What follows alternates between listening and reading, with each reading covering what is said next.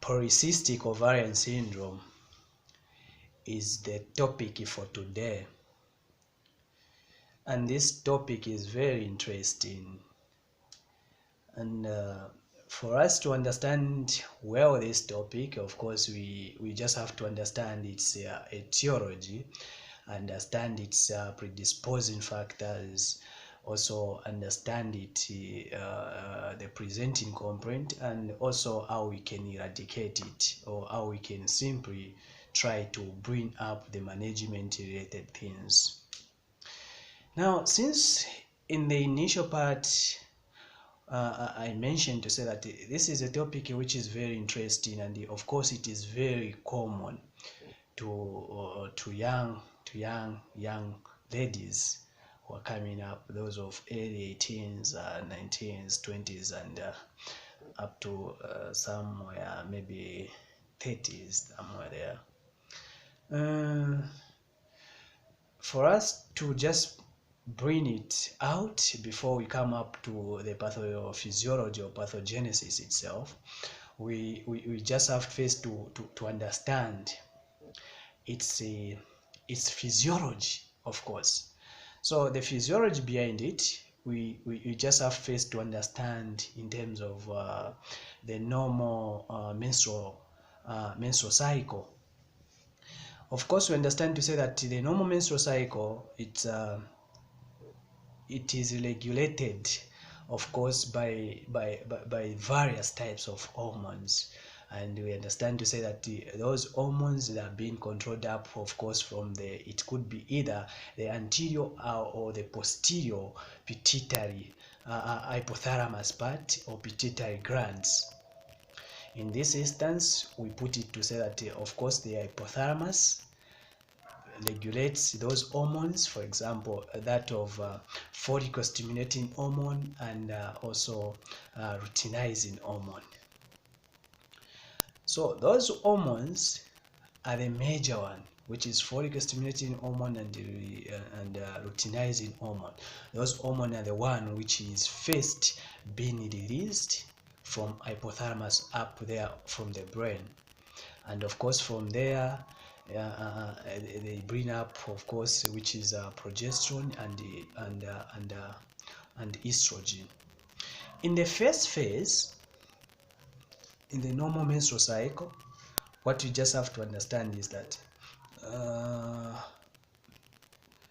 we understand to say that both estrogen and progesterone, they play the role in terms of bringing up its mechanism. But we have to understand to say that in that first phase, despite progesterone and estrogen play the major part in that phase, we understand only to say that estrogen is the one which comes first. It comes first, of course, to maintain its preparation of everything in terms of proliferation of endometrium, and also to make sure that those immature eggs start to mature.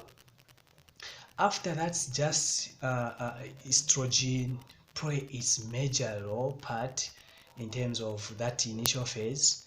We understand to say that luteinizing hormone comes in after just estrogen has done its part. So luteinizing hormone comes up also in terms of to be picked up after just the peak of that luteinizing hormone. We expect ovulation to occur, because we understand to say that there will be sage. That sage will eat up in terms of to make sure that the rupture of those immature eggs which was there, they are being matured, and it will end up of rupturing. So after rupturing of that egg, it will end up of releasing its thing, which is an egg. So that egg, if at all it is being released and ovulation has occurred, we expect that thing which has remained to be called as corpus luteum. And that corpus luteum, of course, there will be two hormones again which will be important in that part. and those hormones which are being released from that corpus luteum, of course, again, are estrogen and progesterone. But in this situation, it's not estrogen which comes more, but it is progesterone. So you find that progesterone will be much more. So if at all someone that kama egg since has been released, if at all that kama egg someone has become pregnant, you find that estrogen will do what? Will continue to be in that same state, will continue to be high. But if at all someone is not pregnant, we expect progesterone to drop. So the drop of progesterone will indicate to say that it will help in terms of now shedding off of that thing which was being proliferated by estrogen. So it will help up by shedding off everything, and hence menstrual cycle that one expects. Now, coming up in terms of this topic which we are saying, polycystic ovarian syndrome. So polycystic ovarian syndrome, the problem now, it is to that same mechanism of hormone which we are saying.